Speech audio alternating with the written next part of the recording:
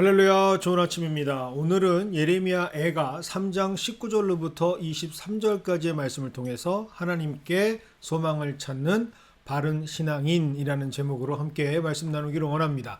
오늘 본문의 남유다의 시대적 상황은 아주 어둡습니다. 별빛이 거의 보이지 않는 캄캄한 칠흑과 같은 밤이죠.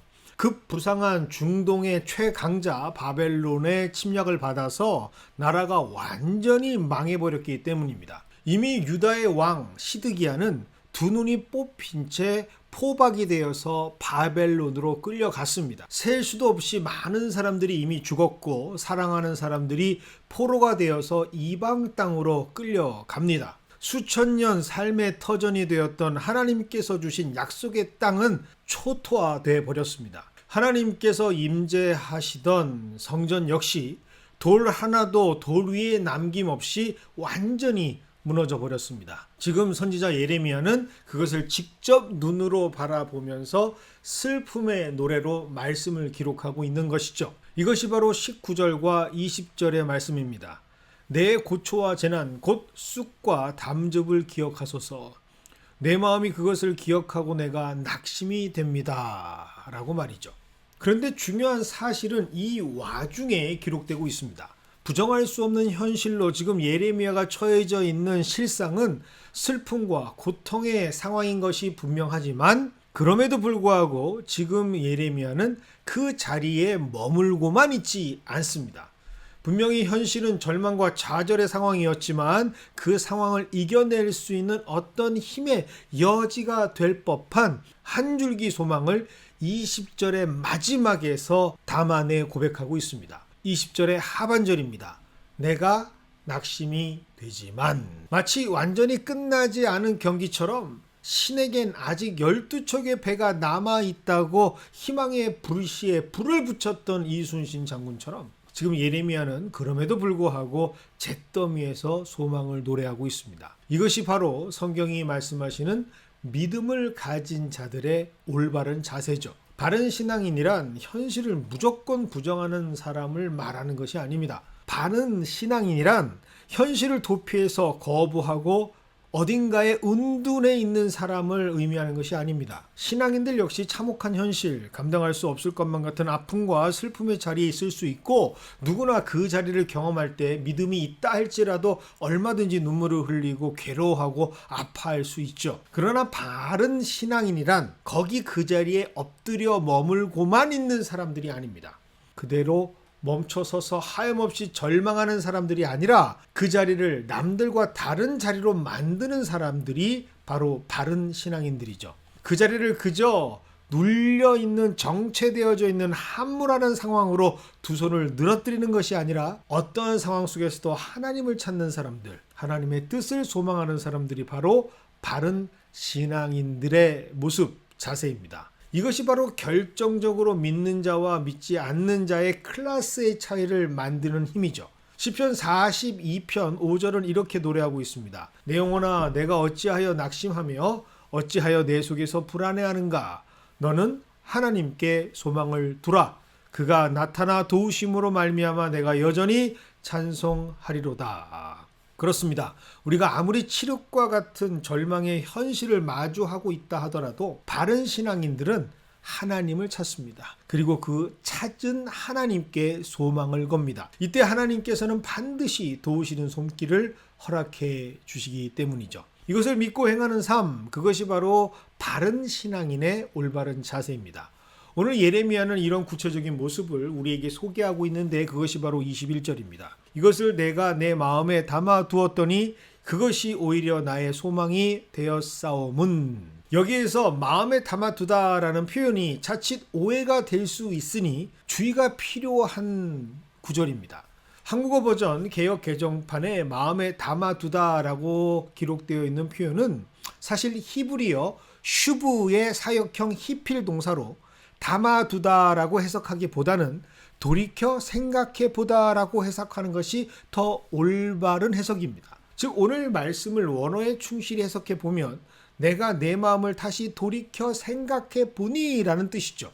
그래서 킹 제임스 버전, NASB 버전, NIV 같은 영어 성경에는 I recall to my mind, therefore have I hope 이라는 내용으로 기록되어져 있습니다. 즉 현실의 상황을 바라보는 내 마음을 다시 돌이켜 깨어 생각해 보니 오히려 그 안에서 소망을 찾을 수 있었다라는 뜻이죠. 그 돌이켜 생각하게 된 사실이 무엇이었을까? 그것이 바로 22절입니다.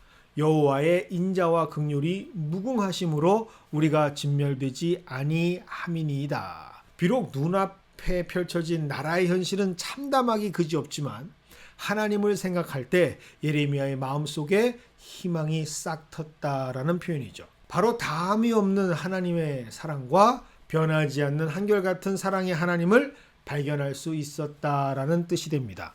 분명히 예레미야 자신은 지금 다 망해버린 폐허 속에 두 발을 딛고 현실을 바라보고 서 있지만 그 속에서 하나님을 생각할 때 회복에 대한 소망을 가질 수 있었다라는 고백이죠. 그리고 그는 이런 하나님께서 그저 막연한 희망을 주시는 분이 아니라 매일매일의 삶 속에서 그 소망을 확인해 주시는 분이라 고백하고 있습니다. 그것이 바로 23절이죠. 예레미야의 고백, 난 아침마다 새롭게 하시는 하나님을 바라본다라는 고백입니다. 정말 우리가 사는 세상은 너무나 큰 사건들과 사고로 계속해서 적재되어져 있는 것처럼 보입니다. 오늘도 우리가 사는 세상은 물론 반대 저편에는 우리가 인지하지도 못하는 부정과 부패, 반인륜적인 적폐와 수탈로 소중한 생명들이 고통과 고난의 멍해를 감당하고 있습니다. 또 어떤 곳에서는 수많은 재해와 재난, 전쟁의 화염과 기아로 허덕이면서 수모와 빈곤의 아픔을 겪고 있습니다. 하지만 그럼에도 불구하고 변하지 않는, 깨지지 않는 질서가 온 우주 우리에게 있습니다. 그것은 바로 매일 새로운 하루가 시작된다라는 사실이죠.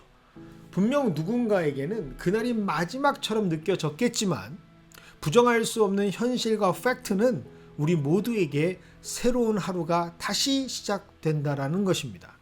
종말의 시간으로 느껴질 만큼 아픔이 가시지 않는 고통으로 연속되고 있는 시간처럼 보이지만 그럼에도 불구하고 하나님께서는 늘 어둠을 이기고 빛을 가져오는 새로운 태양을 반드시 허락하시는 것. 예레미야는 이것을 보면서 하나님의 약속에 소망을 둘 수 있었다라고 오늘 고백합니다. 그리고 이것을 통해서 다시 23절 하반절에서는 이렇게 기록하고 있죠. 주의 성실함이 크시다라고 말입니다.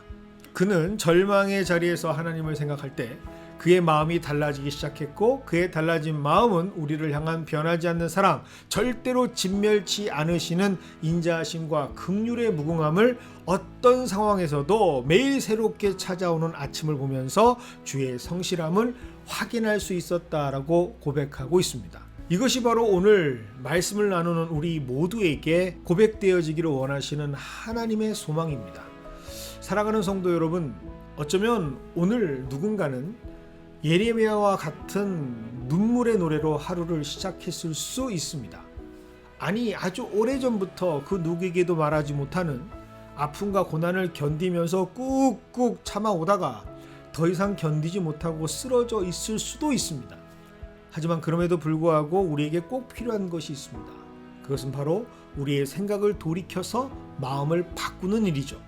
그리고 그 어떤 상황에서도 하나님을 바라보시길 원합니다. 그래야 우리는 절망하지 않고 소망할 수 있기 때문입니다.